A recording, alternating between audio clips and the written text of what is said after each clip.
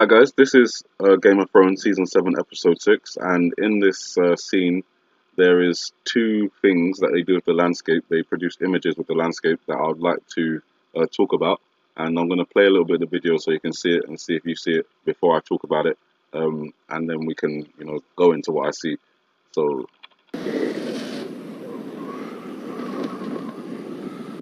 so here's the first part. You should be seeing something in the landscape right now. Um, as I said, I'll talk about it afterwards. Just give you a couple of seconds to see if you can see what I'm talking about. We've spoken about it before. It's been a topic that we've discussed in the last couple of videos, so it may be clear to you what you see. Maybe sit back from the screen and to give you a clue, look in this area here.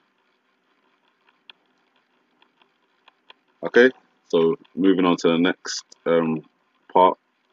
Try and jump ahead a little bit.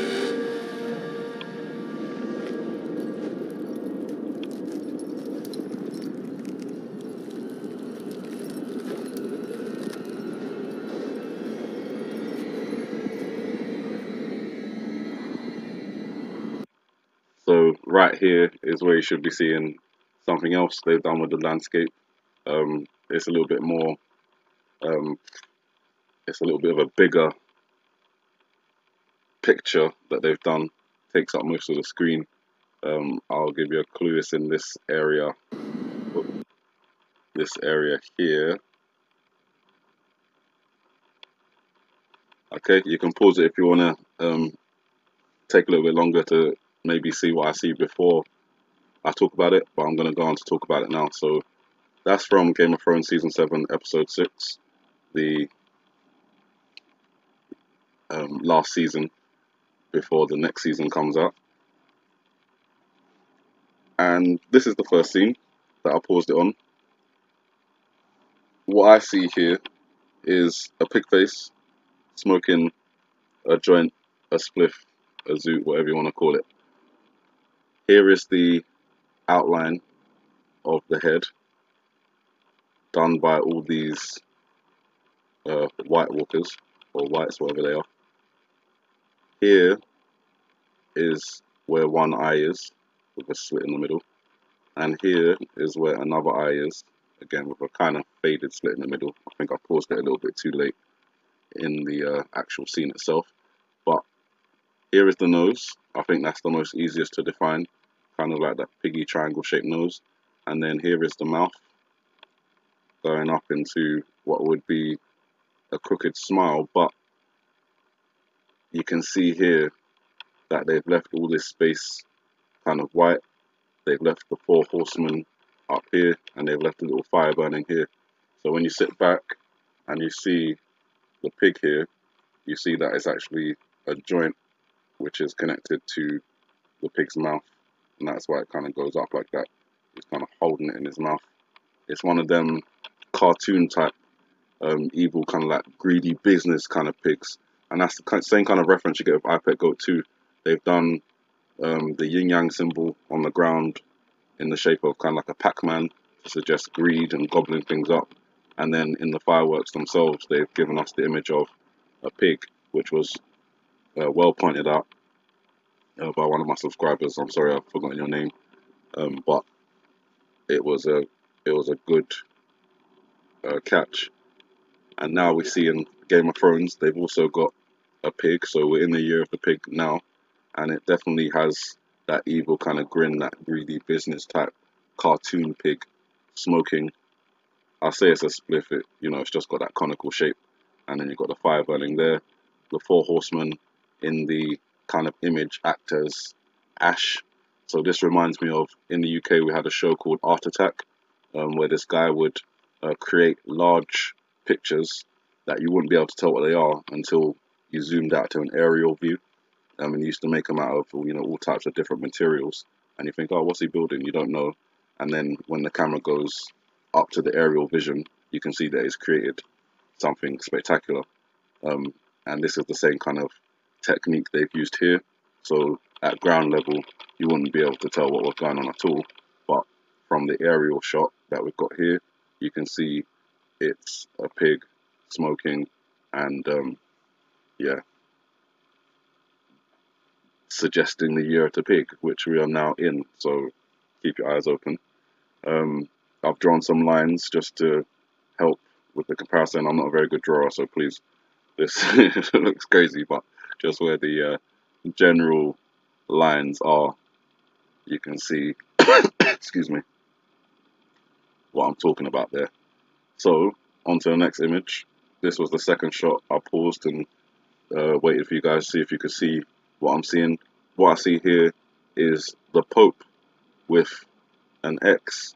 Now, I don't know which Pope they're referring to, but it's definitely the image of a Pope I see with the large conical hat. I don't know if it's conical, it's not conical, but the large hat, and the face head shape is here, coming down a little bit of neck, and this is the gown that they wear with the widened sleeves.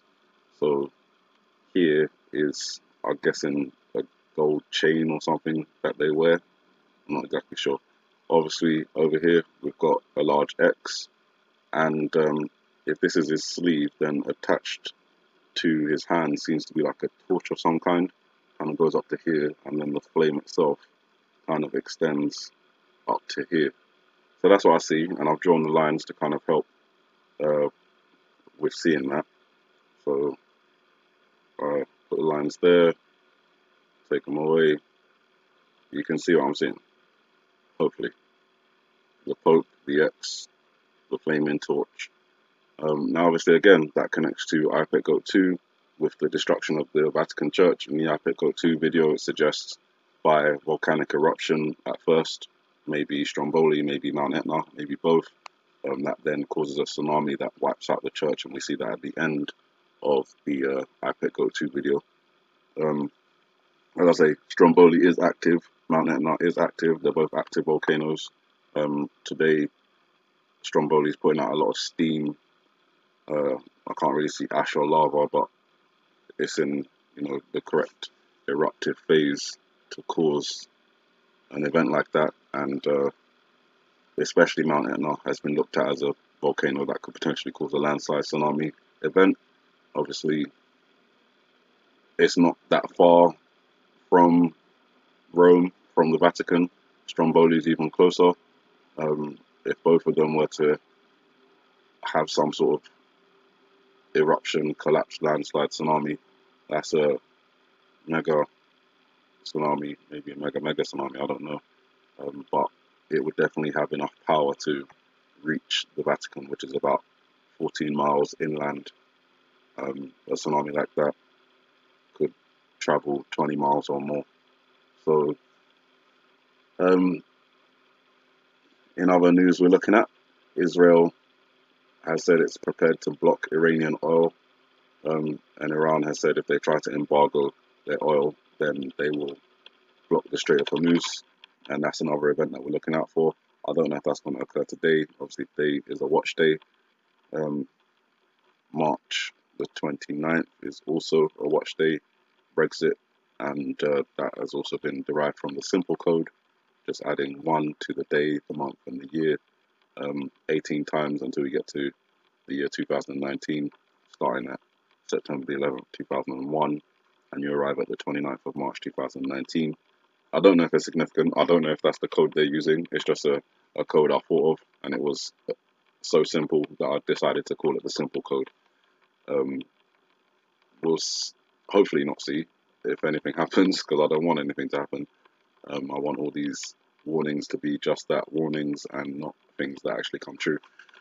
But biblically, we have a connection to the SpaceX Dragon crashing down today in the Atlantic, and we also have the International Day of the Woman, so the Dragon and the Woman, Revelation 12. In there is the water and the earthquake, so the tsunami and the earthquake, I'm expecting, if it's connected to today, would come sometime soon after. And obviously after that, the dragon in the Bible goes to make war with the remnant of the church, which suggests that the Vatican, being the head of the church, would be involved in some way. just keeping a watch on everything, giving you guys warnings as I see them. I think the Game of Thrones thing is interesting. The Year of the Pig and the Pope with an X kind of going through the top of his head or the base of his hat. I don't know if that signifies, you know, a hit or, death of the Pope, or if the Pope is signifying the Vatican as in the church. And I've given you all my interpretations. You guys have a good morning, good afternoon, good evening, and may the Heavenly Father bless you.